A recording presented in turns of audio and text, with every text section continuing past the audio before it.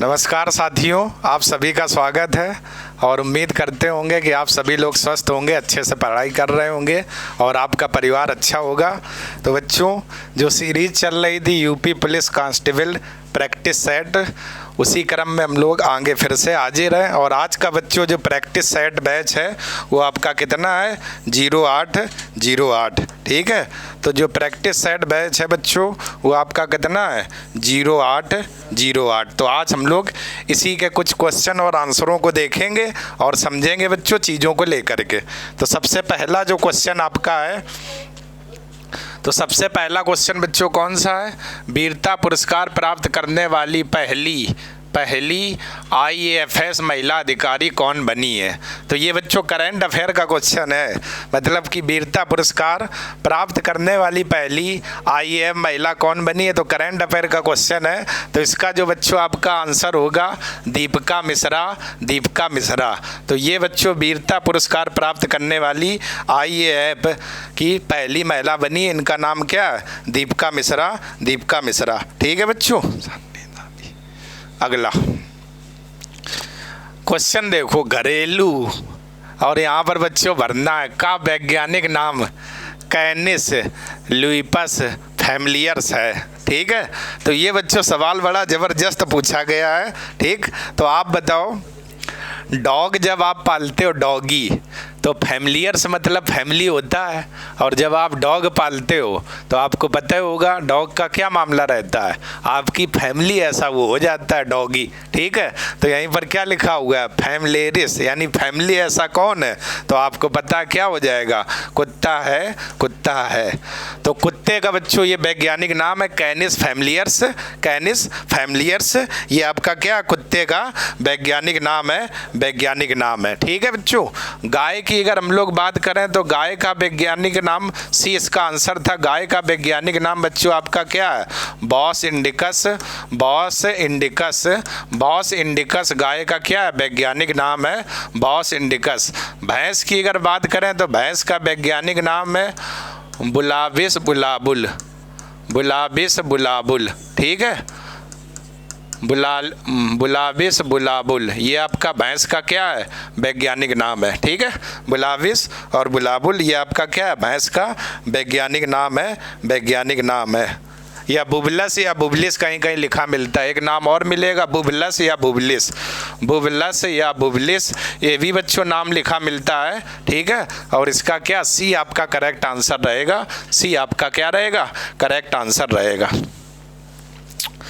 अगला हम लोग बात करते हैं, लिखा हुआ है बच्चों क्षेत्रफल की दृष्टि से उत्तर प्रदेश का सबसे बड़ा जिला कौन सा है?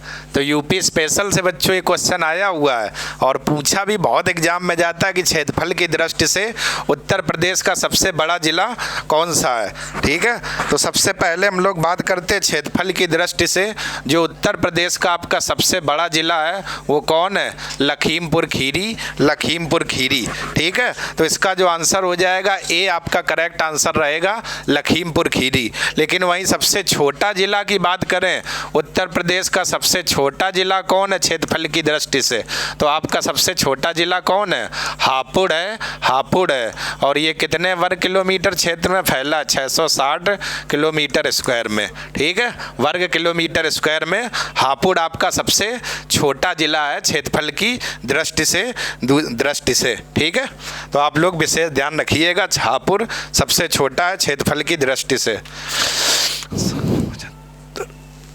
इसके बाद आगे हम लोग बच्चों बात करते हैं, तो लिखा हुआ निम्नलिखित में से कौन भूटान का सबसे ऊंचा पर्वत है? तो यहाँ पर पूछा जा रहा है जो भूटान आपका देश है, इस भूटान का सबसे ऊंचा पर्वत कौन सा है? ठीक है, तो सबसे ये कुछ नाम दिए हुए हैं, गंगखर, प्यू नसम, इसके बाद कुला कागरी, इसके बाद जोमो लहारी, इसके बाद गिप मोची, ये बच्चों दिए हुए हैं। ठीक है, तो इसकी हम लोग बात करें तो 4 का जो आंसर हो जाएगा वो आपका क्या रहेगा, ए आपका करेक्ट आंसर रहेगा, ए आपका करेक्ट आंसर रहेगा। क्योंकि भूटान का सबसे ऊंचा पर्वत कौन सा है, गंगखर प्यूनसम, ठीक है। लेकिन इसकी ऊंचाई की बात करें तो 75-70 मीटर इसकी क्या है, ऊंचाई है, ऊंचाई है। और ये कहाँ की है, भूटान की है बच्चों, भूटान की। भूटान की राजधानी क्या है, थिम्पू है। भूटान की अगर बात करूं तो भूटान की राजधानी आपकी थिम्पू, थिम्पू, थिम्पू। और मुद्रा क्या है, नगुलस्ट्रम, नगुलस्ट्रम, नगुलस्ट्रम, ठीक है। भूटान की राजधानी थिम्पू और मुद्रा क्या है, नगुलस्ट्रम, नगुलस्ट्रम, ठीक है। तो इसका जो आंसर था बच्चों, ए आपका करेक्ट आंसर था, ए आपका करेक्ट आंसर था। अगला, भारत के संविधान ने कई संस्थागत विवरण और प्रक्रियाओं को अपनाया है। यानी कि भारत के संविधान ने कई संस्थागत और विवरण और प्रक्रियाओं को अपनाया है। तो ये जो अपनाया है वो किस अधिनियम के तहत बच्चों ये काम किया गया है, किस अधिनियम के तहत। तो बच्चों बात करूं, अगर भारत सरकार अधिनियम 1935 का जो अधिनियम आया था, और आप लोगों ने मॉडर्न हिस्ट्री में इस अधिनियम को पढ़ा था, तो इसके तहत 1935 के अधिनियम के तहत बच्चों बात करी जाए तो आप लोग देख सकते होंगे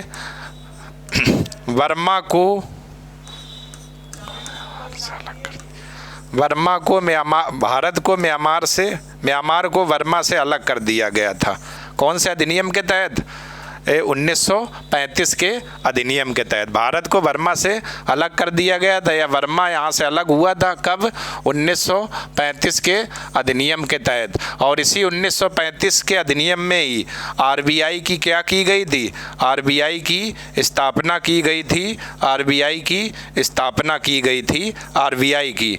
और इसी 1935 के अधिनियम में नियंत्रक एवं महालेखा परीक्षक ये पदवी बच्चों लिया गया था, जिसे आप लोग क्या बोलते हो, कैग, CAG, कैग बोलते हो। नियंत्रक एवं महालेखा परीक्षक जिसे आप लोग क्या बोलते हो, कैग बोलते हो, ठीक है। तो भारत सरकार जो 1935 का अधिनियम था, इसमें बहुत सारी चीज़ें ली गई थी, जिसमें से कुछ मैंने बताया हुआ है।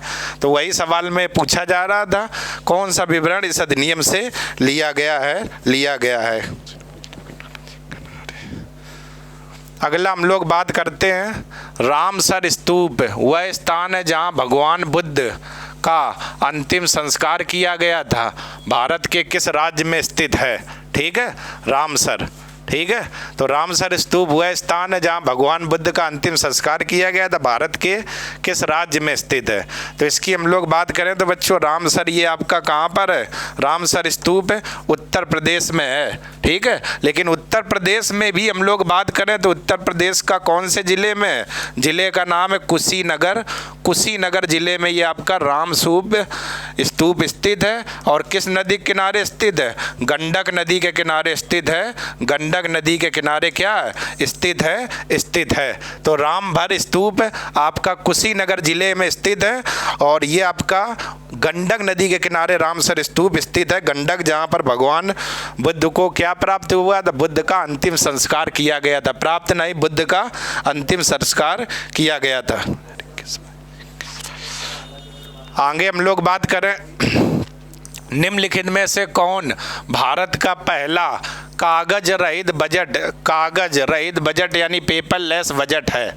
मतलब कि कुल मिला के किस सन में कागज रहित यानी पेपर रहित बजट को प्रस्तुत किया गया था, और ये बजट किसने प्रस्तुत किया था, वही ये पूछना चाह रहा। तो ये बच्चों आपका बजट प्रस्तुत किया गया था केंद्रीय बजट 2021-22 का, ठीक है। तो केंद्रीय बजट 2021-22 का ये बजट क्या प्रस्तुत किया गया था। और ये किसने प्रस्तुत किया था, तो उस समय वित्त मंत्री आपकी कौन है, पता होंगी उस समय वित्त मंत्री आपकी कौन थी जब ये आया था, तो निर्मला सीतारमण,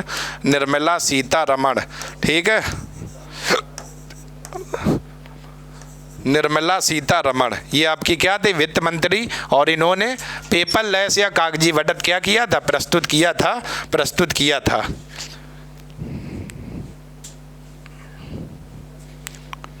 अगला हम लोग बच्चों बात कर लेते हैं, निम्नलिखित में से कौन भारत में एक स्थायी कार्यकारी का हिस्सा है, मतलब कि परमानेंट एग्जीक्यूटिव हिस्सा है। कौन ऐसा है जो स्थायी कार्यकारी का हिस्सा होता है? तो यहाँ पर भारत के प्रधानमंत्री स्थायी होते नहीं होते, क्योंकि 5 वर्ष बाद इनको भी बदलना होगा, चुनाव होगा। किसी राज्य का मुख्यमंत्री होता नहीं होता, क्योंकि इनको भी बदलना होगा, पता नहीं आज कोई और है, कल कोई और होगा। भारत के रक्षा मंत्री होते नहीं होते, इनको भी बदलना होगा। तो इसका मतलब स्थायी कार्यकारी का हिस्सा कौन हो गए? सिविल सेवक। सिविल सेवक में हम लोग बच्चों बात करें जैसे IAS, IPS, IFS, Indian administrative service, Indian police service, Indian forest service, ये आपका रहेगा आंसर 8 का डी होने वाला है, 8 का डी होने वाला है। क्लियर? तो 8 का जो आंसर रहेगा वो आपका क्या रहेगा? डी आपका हो जाएगा, डी। अगला हम लोग देख लेते हैं national institute of fashion technology. ओहो, फैशन का कोर्स, इसके लिए टेक्नोलॉजी, ये कहाँ स्थित है? फैशन वाली। तो बच्चों ये फैशन वाली आपकी है रायबरेली में, रायबरेली में। उत्तर प्रदेश के कौन जिले में? रायबरेली। रायबरेली की बात करें तो 21 उद्योग के लिए प्रसिद्ध है, दिया सलाई उद्योग के लिए, दिया सलाई उद्योग के लिए रायबरेली आपका प्रसिद्ध है। झांसी में बात करें तो चारा अनुसंधान संस्थान, चारा अनुसंधान संस्थान, अनुसंधान संस्थान, चारा अनुसंधान संस्थान, ये आपका कहाँ पर है? भरारी। और भरारी में कहाँ? झांसी। ठीक है, भरारी और भरारी में कहाँ है? झांसी में है। बता दो, क्लास ले रहे। भरारी में कहाँ है? झांसी। ठीक है, इसके बाद बनारस आपको पता ही होगा, गंगा घाट कहाँ पर है? गंगा घाट आपका कहाँ पर है? बनारस में है, बनारस में है। ठीक है, गंगा घाट बनारस में है। तो आपका इसका जो आंसर हो जाएगा 9 का सी बच्चों, रायबरेली आपका आंसर रहेगा, 9 का सी रायबरेली आपका रहेगा। इसके बाद अगला हम लोग देख लेते हैं लखनऊ शहर में स्थित छोटा इमामबाड़ा नामक इमारत का निर्माण कब और किसके द्वारा करवाया गया था? तो छोटा इमामबाड़ा, बड़ा इमामबाड़ा, दोनों बच्चों आप लोगों ने नाम सुने होंगे। तो छोटा इमामबाड़ा इमारत जो है इसका निर्माण मोहम्मद अली शाह ने 1837 में करवाया था। और कहाँ पर करवाया था? लखनऊ में, लखनऊ में। ऐसे ही लखनऊ में एक बच्चों इमारत और है, बड़ा इमामबाड़ा, बड़ा इमामबाड़ा, बड़ा इमामबाड़ा, ये भी आपका लखनऊ में है, बड़ा इमामबाड़ा। ठीक है, केंद्रीय औषधि अनुसंधान संस्थान, ये भी लखनऊ में है। और केंद्रीय विश्व अनुसंधान संस्थान, ये भी आपका कहाँ पर है? लखनऊ में है, लखनऊ में है। और लखनऊ का जो प्रसिद्ध मंदिर है चंद्रिका देवी मंदिर, ये लखनऊ का क्या है? प्रसिद्ध मंदिर है, चंद्रिका देवी मंदिर, चंद्रिका देवी मंदिर। लखनऊ किसके लिए प्रसिद्ध है? चिकन की कढ़ाई के लिए, यानी कपड़े पर कढ़ाई के लिए लखनऊ क्या है? प्रसिद्ध है। तो 10 का जो आंसर आपका करेक्ट बच्चों था वो आपका डी था, 10 का क्या था? डी था। ठीक है, तो आप लोग विशेष ध्यान रखना। अगला हम लोग देख लेते हैं निम्नलिखित में से कौन सा राज्य उन 6 राज्यों में से नहीं है जिन्होंने डिजिटल फसल सर्वेक्षण शुरू करने के लिए केंद्र सरकार के साथ समझौते ज्ञापन पर हस्ताक्षर किए हैं? समझौता ज्ञापन पर हस्ताक्षर किए, यानी डिजिटल फसल के अंतर्गत कौन सा राज्य नहीं है, तो ये पूछना चाह रहा। तो इस 11 का जो बच्चों आंसर हो जाएगा, इसमें कौन सा नहीं शामिल है? उत्तराखंड नहीं शामिल है, उत्तराखंड। तो 11 का आपका आंसर क्या था? सी था, सी था। शामिल इसमें कौन कौन से है? तो असम है, गुजरात, मध्य प्रदेश, उड़ीसा, राजस्थान। इसमें कौन कौन शामिल है? असम है, गुजरात है, गुजरात, मध्य प्रदेश, MP, उड़ीसा, उड़ीसा, उड़ीसा, उड़ीसा के बाद राजस्थान, राजस्थान। ठीक है, राजस्थान। और एक आपका हो जाएगा उत्तर प्रदेश। ठीक है, इतने आपके इसमें राज्य शामिल है, लेकिन आप देख लो उत्तराखंड इसमें नहीं शामिल है, इसलिए आपका इसका जो आंसर था 11 का क्या था? सी आपका बच्चों करेक्ट आंसर था, 11 का सी आपका बिल्कुल करेक्ट आंसर था, करेक्ट आंसर था। इसके बाद अगला हम लोग देख लेते हैं पारंपरिक नृत्य रूप गोटी पुआ का संबंध किस राज्य से है? ठीक है। तो पारंपरिक नृत्य रूप गोटी पुआ का संबंध किस राज्य से है? तो ये गोटी पुआ जो आपका नृत्य है पारंपरिक, ये बच्चों आपका कहाँ का है? उड़ीसा का है, उड़ीसा का। गोटी पुआ आपका कहाँ का है?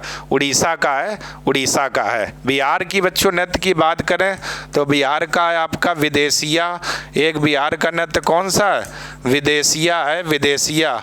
और दूसरा कौन है? जट जटिन आपका बिहार का नृत्य है, विदेशिया और जट जटिन।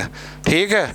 छत्तीसगढ़ का कौन सा नृत्य है? सुआ। सुआ आपका कहाँ का है? छत्तीसगढ़ का। सुआ आपका कहाँ का है? छत्तीसगढ़ का, छत्तीसगढ़ का। ठीक है बच्चों। तो 12 का आपका आंसर जो था आपका बी था, उड़ीसा, उड़ीसा। ठीक है।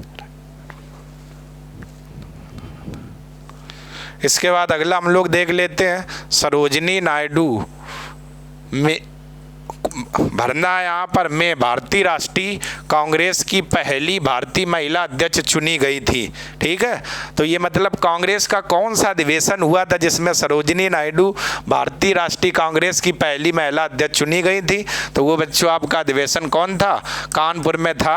कानपुर में कांग्रेस का अधिवेशन था और ये हुआ कब था? 1925 में। कांग्रेस का 1925 में ये अधिवेशन हुआ था। वो भी कहाँ पर हुआ था? कानपुर में हुआ था, जिसमें सरोजिनी नायडू भारत की प्रथम महिला अध्यक्ष चुनी गई थी, चुनी गई थी। ठीक है। ये आपका आंसर था। आप लोग विशेष ध्यान रखना, कानपुर में ये हुआ था। इसके बाद अगला हम लोग देख लेते हैं मगरमच्छ के हृदय कच्छ। मगरमच्छ का जो हृदय होता है कुल मिला के कितने कच्छों में बटा होता है? जैसा अपने हृदय में 4 कच्छ होते, दायां अलिंद, बाएं निलय, दायां अलिंद और बायां अलिंद, ऐसे दाएं निलय, बाएं निलय, ऐसे ही मगरमच्छ का पूछा हुआ। तो मगरमच्छ के हृदय में आपके कितने कच्छ होते हैं? 4 कच्छ होते हैं। हृदय में आपके कितने? 4 कच्छ होते हैं। और स्तनधारी और पक्षी, जितने भी स्तनधारी हैं और पक्षी वर्ग हैं, इनके भी कच्छी हृदय में कितने होते हैं? 4 होते हैं। 4 कच्छ आपके कहाँ कहाँ देखने को मिलेंगे? एक स्तनधारी में भी मिलेंगे और स्तनधारी के साथ साथ पक्षियों में भी देखने को मिलेंगे। इनका जो हृदय होता है वो 4 कच्छों में बटा होता है, बटा होता है। ठीक है। तो इसका जो आंसर हो जाएगा क्या? 14 का बी हो जाएगा। बी आपका करेक्ट आंसर रहेगा। 14 का बी आपका करेक्ट आंसर रहेगा। इसके बाद अगला हम लोग देख लेते हैं शहर गंगा और यमुना नदी के संगम पर स्थित है। ये तो बच्चों ऐसा क्वेश्चन था। तो कौन सा शहर है? इलाहाबाद आपका एक ऐसा शहर है जो गंगा और यमुना नदी पर स्थित है, नदी पर स्थित है। आगरा और कानपुर की बात करें तो ये दोनों आपके चमड़ा उद्योग के लिए क्या है? प्रसिद्ध है। चमड़ा उद्योग के लिए क्या है? प्रसिद्ध है। लखनऊ की बात करें तो ये रेवड़ी के लिए प्रसिद्ध है। रेवड़ी या चिकन की कढ़ाई, रेवड़ी के लिए आपका क्या? लखनऊ प्रसिद्ध है, प्रसिद्ध है। ठीक है। इसके बाद हम लोग अगला 16वें नंबर का आंसर देखते हैं। भाषाई आधार पर प्रथम भारतीय राज्य को किस वर्ष मान्यता दी गई थी?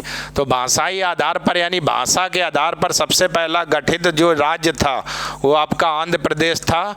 तेलुगु भाषा के आधार पर इसको क्या गठित किया गया था और ये कब किया गया था? 1 अक्टूबर 1953 में। 1 अक्टूबर 1953 में। तो इसका जो आंसर हो जाएगा डी आपका करेक्ट आंसर रहेगा। डी आपका क्या करेक्ट आंसर रहेगा? भाषा के आधार पर गठित आपका कौन सा है? ये आपका आंध्र प्रदेश है, आंध्र प्रदेश है।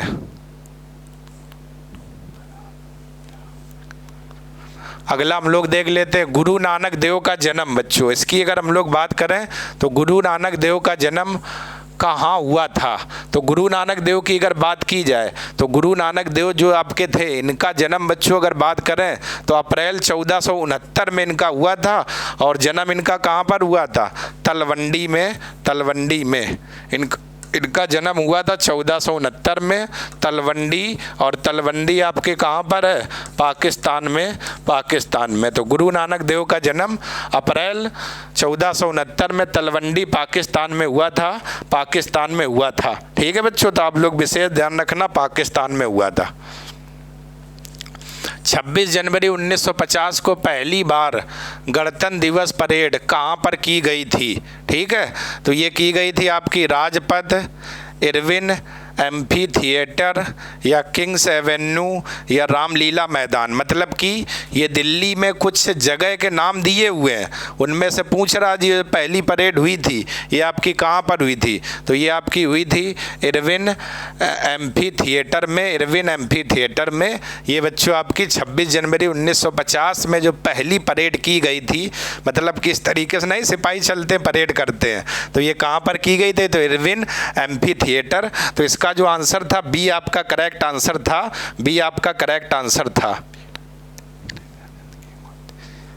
इसके बाद अगला हम लोग देख लेते हैं, वियना में भारतीय हॉकी खिलाड़ी की एक मूर्ति है जिसमें उन्होंने 4 हाथों में 4 हॉकी स्टिक पकड़े हुए दिखाई देते हैं। तो वियना, ये वियना जो राजधानी है बच्चों, वियना ये किसकी राजधानी है, ऑस्ट्रिया की राजधानी क्या है, वियना है, वियना, ठीक है। और वहाँ पर एक हॉकी खिलाड़ी की मूर्ति लगी है उन्होंने 4 स्तंभ और 4 हॉकी स्टिक पकड़े हुए दिखाई दिए हैं। तो ये बच्चों इसका जो आंसर हो जाएगा वो किसकी लगी है, मेजर ध्यानचंद, यानी कि आपका ए आपका करेक्ट आंसर हो जाएगा।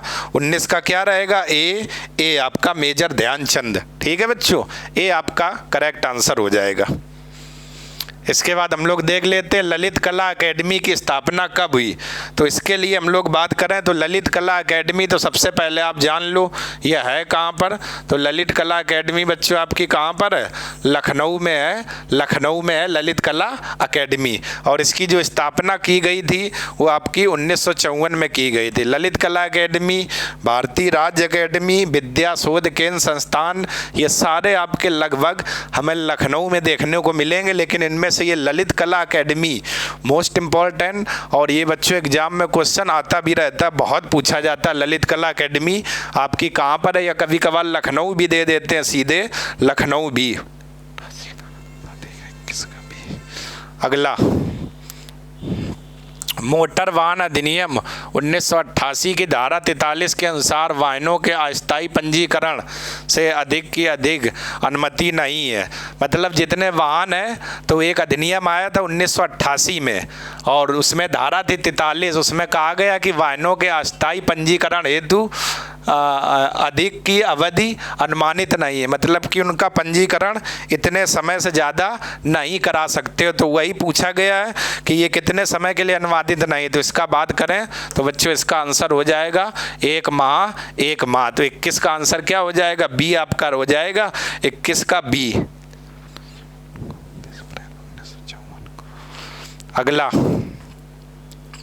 भारत ने किस देश के साथ पंचशील संधि पर हस्ताक्षर किए थे।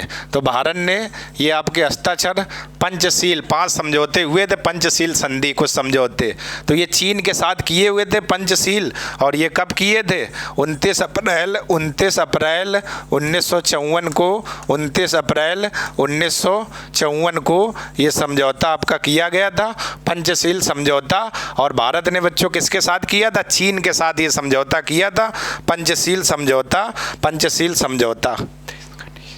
अगला, संगीत शिक्षा हेतु तो उत्तर प्रदेश में जो प्रथम संगीत महाविद्यालय स्थापित हुआ था वो कहाँ है। तो ये बच्चों उत्तर प्रदेश का प्रथम संगीत महाविद्यालय कौन सा है, भातखंडे हिंदुस्तानी संगीत महाविद्यालय। और भातखंडे संगीत महाविद्यालय या एकेडमी ये बच्चों आपकी कहाँ पर बनी है, लखनऊ में बनी है, लखनऊ में बनी है। और भारतेंदु नाथ ललित कला संगीत, ये जितने भी एकेडमी आप देख रहे हो ये सब बच्चों लखनऊ के नाम लिखे हुए हैं और ये सभी लखनऊ में है। लेकिन इसका जो आंसर हो जाएगा वो आपका क्या, डी हो जाएगा, डी हो जाएगा। संगीत नाटक एकेडमी ये भी लखनऊ में है, भारतेंदु नाट एकेडमी ये भी लखनऊ में है, ललित कला एकेडमी ये भी लखनऊ में है। लेकिन 23 का जो आंसर हो जाएगा वो आपका क्या बच्चों हो जाएगा, डी आपका करेक्ट आंसर रहेगा, डी आपका करेक्ट आंसर रहेगा, ठीक है। इसके बाद अगला हम लोग देख लेते हैं ब्रुनेई की राजधानी क्या है। तो आप देखिए शुरुआत के 4 सेटों में राजधानी आई थी और फिर से आप लोग देख लो ब्रुनेई की फिर से राजधानी आ गई। तो ब्रुनेई की बच्चों राजधानी क्या है, बंदर शेरी बेगवान, बंदर शेरी बेगवान ब्रुनेई की राजधानी। ब्रुनेई की मुद्रा की बात करें तो ब्रुनेई की मुद्रा क्या है, डॉलर है, डॉलर है। मालदीव की राजधानी यहाँ पर माले लिखी हुई है, ये आपकी क्या है, मालदीव की राजधानी है, मालदीव की राजधानी है, ठीक है, माले। और ब्रुनेई की राजधानी बंदर शेरी। और मुद्रा क्या है बच्चों, मुद्रा आपका है डॉलर, डॉलर, ठीक है। अगला, निम्नलिखित में से किस नृत्य में महिलाओं द्वारा सिर पर जले हुए दिए के साथ प्रदर्शन किया जाता है? यानी कौन सा ऐसा नृत्य है जिसमें महिलाएं अपने सिर पर जले हुए दीपक को रखती हैं और उसके बाद ये प्रदर्शन किया जाता है? तो ये जो बच्चों आपका आंसर हो जाएगा चरी नृत्य, डी आपका करेक्ट आंसर है, डी आपका करेक्ट आंसर है। चरी नृत्य की बात करूं बच्चों तो ये चरी नृत्य किस राज्य का है? तो ये आपका राजस्थान का है, राजस्थान का है, ठीक है। बाकी आप ये तीन देख रहे हो, कोली, तमाशा, धनगिरी, गांजा नृत्य, ये तीनों आपके कहाँ के? महाराष्ट्र के तीनों नृत्य हैं, महाराष्ट्र के हैं, जिसमें से चरी आपका राजस्थान का है। और इसी नृत्य में सिर पर जले हुए दियों के साथ क्या किया जाता है? प्रदर्शन किया जाता है, प्रदर्शन किया जाता है। तो 25 का जो आपका आंसर था डी आपका करेक्ट आंसर था, डी आपका करेक्ट आंसर था, ठीक है। इसके बाद अगला हम लोग देख लेते हैं, अतरंजी खेड़ा का पुरातात्विक स्थल कहाँ स्थित है? तो अतरंजी खेड़ा का पुरातात्विक स्थल उत्तर प्रदेश में स्थित है, उत्तर प्रदेश में। तो अतरंजी खेड़ा पुरातात्विक स्थल आपका कहाँ पर है? उत्तर प्रदेश में है। और इसकी सबसे पहले जो खुदाई की थी अलेक्जेंडर कनिंघम ने इसके बारे में पता लगाया था पुरातात्विक में। कब? 1854 में अलेक्जेंडर कनिंघम ने इसकी खुदाई करके इसके बारे में सबसे पहले पता लगाया था। और ये आपका कहाँ पर है? उत्तर प्रदेश में है, उत्तर प्रदेश में है। अगला हम लोग देख लेते हैं, ये तो बच्चों बहुत आसान क्वेश्चन है, राष्ट्रीय डेयरी अनुसंधान संस्थान, ठीक है। तो आपको लिखा होगा करनाल, और करनाल कहाँ पर है? हरियाणा में है, हरियाणा में आपका स्थित है। करनाल कहाँ पर है? हरियाणा में। तो डेयरी अनुसंधान संस्थान आपका कहाँ पर है? करनाल, हरियाणा, करनाल हरियाणा में। और ये एग्जाम में बच्चों बार बार क्वेश्चन आता भी रहता है कि राष्ट्रीय डेयरी अनुसंधान संस्थान कहाँ स्थित है, तब इसका आपका आंसर हो जाएगा करनाल, हरियाणा, करनाल, हरियाणा।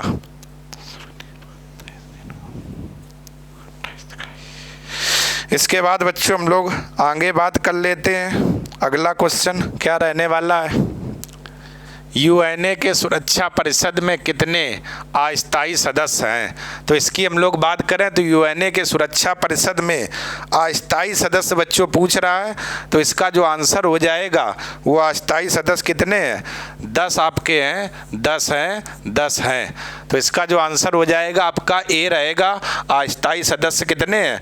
10 हैं, जिसमें से 5 आपके स्थायी सदस्य हैं। और इन 5 में से कौन कौन से नाम आते हैं? तो चीन, फ्रांस, रूस, यूनाइटेड किंगडम और संयुक्त राज्य अमेरिका। तो चीन, फ्रांस, रूस, चीन, फ्रांस, रूस, चीन, फ्रांस, रूस, United kingdom, United kingdom, you kingdom मैं लिख रहा हूँ, और यूएसए, ठीक है, यूएसए। ये आपके क्या 5 स्थायी सदस्य आपके हैं यूएनए के सुरक्षा परिषद में, और ये आपके 5 के नाम है, ठीक है। वैसे ओवरऑल देखा जाए तो कितने हैं? 10 सदस्य आपके अस्थायी सदस्य हैं और 5 कितने हैं? स्थायी सदस्य हैं, स्थायी सदस्य हैं। यूएनए की, अगर यूएनओ की, यूएनए लिखा हुआ है, यूएनए बच्चों लिखा हुआ है, लेकिन एक संगठन और है यूएनओ। यूएनओ की स्थापना हुई थी 24 अक्टूबर 1945 में, ठीक है। और इसका यूएनओ का मुख्यालय न्यूयॉर्क में है, मैनहट्टन द्वीप पर। और कितने मंजिल बना? 40 मंजिल। संयुक्त राष्ट्र संघ जिसे बच्चों हम लोग हिंदी में कहते हैं, संयुक्त राष्ट्र संघ, ठीक है। तो आप लोग विशेष ध्यान रखना। इसके बाद हम लोग अगला क्वेश्चन देखते हैं। अगला मोस्ट इम्पॉर्टेंट, हुंडरू जलप्रपात निम्नलिखित में से किस नदी पर स्थित है? तो हुंडरू जलप्रपात की बात करूं तो ये स्वर्ण रेखा नदी पर है, स्वर्ण रेखा नदी पर है। स्वर्ण रेखा नदी मतलब कहाँ पर है? छत्तीसगढ़, छत्तीसगढ़। तो छत्तीसगढ़ में स्वर्ण रेखा नदी पर हुंडरू जलप्रपात स्थित है, हुंडरू जलप्रपात स्थित है। दामोदर नदी की बात की जाए तो ये आपका इसका उद्गम कहाँ से होता है? छोटा नागपुर पठार, छोटा नागपुर पठार से इसका क्या उद्गम होता है, दामोदर नदी का। ठीक है। सोन नदी की बात की जाए तो सोन नदी का उद्गम कहाँ से होता है, अमरकंटक मध्य प्रदेश से सोन नदी का क्या होता है, उद्गम होता है। महानदी का बात करें तो उड़ीसा से इसका उद्गम होता है, सिवावा पहाड़ी उड़ीसा से कौन सी नदी निकलती, महानदी पहाड़ी उड़ीसा। ठीक है। कौन सी नदी निकलती है, उड़ीसा। ठीक है, महानदी। तो इसका जो 29 का आंसर जो बच्चों था, डी आपका करेक्ट आंसर था। 29 का क्या, डी आपका करेक्ट आंसर था। अगला ये देखो बच्चों, बहुत ज़बरदस्त क्वेश्चन है ये आपका। इसमें क्या करना है ज़रा आप लोग देख लो, मिलान करनी है।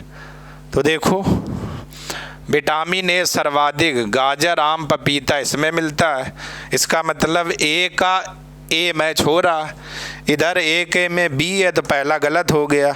इधर ए में सी है, ये भी गलत हो गया। इधर ए में बी है, ये भी गलत हो गया। तो डी आपका बच्चों करेक्ट आंसर हो जाएगा। डी आपका करेक्ट आंसर हो जाएगा। मतलब कि 1 2 3 4। ठीक है। अब ए में क्या था, ए में ए था, और बी में आपका बी था, और सी में सी था, और 4 में 4 था। ए बी सी डी क्रम से रहेंगे तो डी आपका करेक्ट आंसर हो जाएगा। विटामिन सी खट्टे फलों, लाल और हरी मिर्च में मिलते हैं। और इसके बाद डी अंडे की जर्गी, सोयाबीन और धूप से प्राप्त होने वाला भी विटामिन डी है। और बी साबुत अनाज, ब्रेड और मेवे में मिलता है। तो बिल्कुल ये मैचिंग बच्चों लिखे हुए थे। 30 का जो आंसर था वो आपका क्या था, डी आपका करेक्ट आंसर था। डी करेक्ट आंसर था। अगला हम लोग क्वेश्चन देख लेते हैं। विवादास्पद उपन्यास लज्जा के लेखिका कौन है? तो लज्जा के लेखिका हैं तस्लीमा नसरीन। ठीक है। विवादास्पद ये उपन्यास है जिसका नाम लज्जा है, और इसकी लेखिका कौन है, तस्लीमा नसरीन। तो इसका जो आंसर आपका था, बी आपका करेक्ट आंसर था। अगला C6 का सामान्य नाम क्या है? तो बच्चों ये क्या कहते हैं, बेंजीन को कहते हैं। C6H6 इसको किसको कहते हैं, इसका सामान्य नाम क्या है, बेंजीन है। तो C6H6 का सामान्य नाम क्या है, बेंजीन है। और ये एक प्रकार का बेंजीन कैसा रसायन है, कार्बनिक रसायन है। यानी कार्बन से मिलकर के क्या होता है, बना होता है। तो कार्बनिक रसायन है ये आपका बेंजीन। ठीक है बच्चों। तो कार्बनिक रसायन आपका क्या है, बेंजीन है, बेंजीन।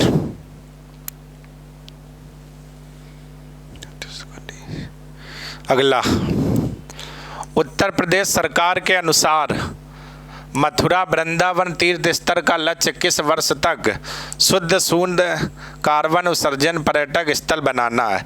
यानी मथुरा वृंदावन तीर्थ स्थल का लक्ष्य शुद्ध शून्य कार्बन उत्सर्जन पर्यटक स्थल बनाना है। तो ये लक्ष्य बच्चों अभी हाल में ही मुख्यमंत्री के द्वारा या उत्तर प्रदेश सरकार के द्वारा रखा गया कि 2041 जो आएगा, उस 2041 में इसको बिल्कुल शून्य कार्बन उत्सर्जन, कार्बन का कोई भी उत्सर्जन नहीं होगा, ऐसा लक्ष्य बनाना। तो ये काम उत्तर प्रदेश सरकार के द्वारा किया गया है।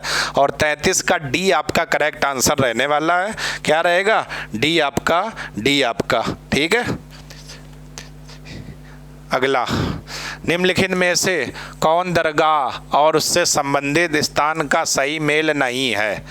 तो शेख निजामुद्दीन औलिया की दरगाह आगरा, ख्वाजा कुतुबुद्दीन बख्तियार काकी की दरगाह दिल्ली, हाजी अली की दरगाह मुंबई, और शेख मोइनुद्दीन चिश्ती की दरगाह अजमेर राजस्थान। तो इस 34 का बच्चों हम लोग बात करूं तो 34 का जो आंसर हो जाएगा वो क्या हो जाएगा, ए आपका हो जाएगा। पूछ रहा कौन सही नहीं सुमेलित है। ठीक है। तो आप लोग ध्यान सकते हो कौन नहीं सम्मिलित है।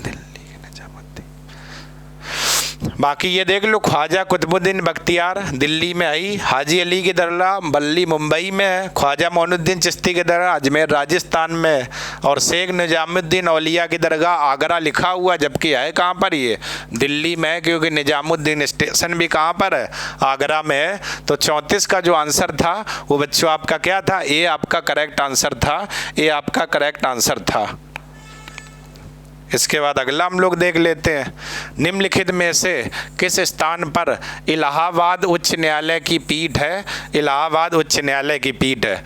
तो आपको पता होगा इलाहाबाद जो हाई कोर्ट बना था, इसकी स्थापना 1866 में की गई थी, और दिल्ली की भी स्थापना 100 साल बाद 1966 में की गई थी।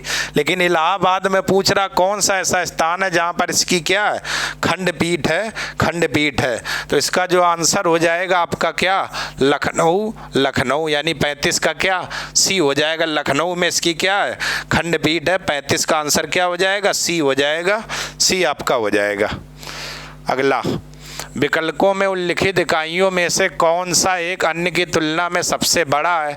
तो हेक्टो छोटा होता, डेका भी छोटा होता, टेरा, गीगा। तो इन चारों में सबसे बड़ी जो इकाई है वो टेरा होती है, टेरा, ठीक है, क्योंकि हेक्टो, डेका, गीगा ये टेरा से आपकी छोटी इकाई है, और सबसे बड़ी इकाई आपकी कौन है, टेरा होती है बच्चों, तो टेरा। तो इसका जो 36 का आंसर हो जाएगा, सी आपका हो जाएगा, सी आपका हो जाएगा।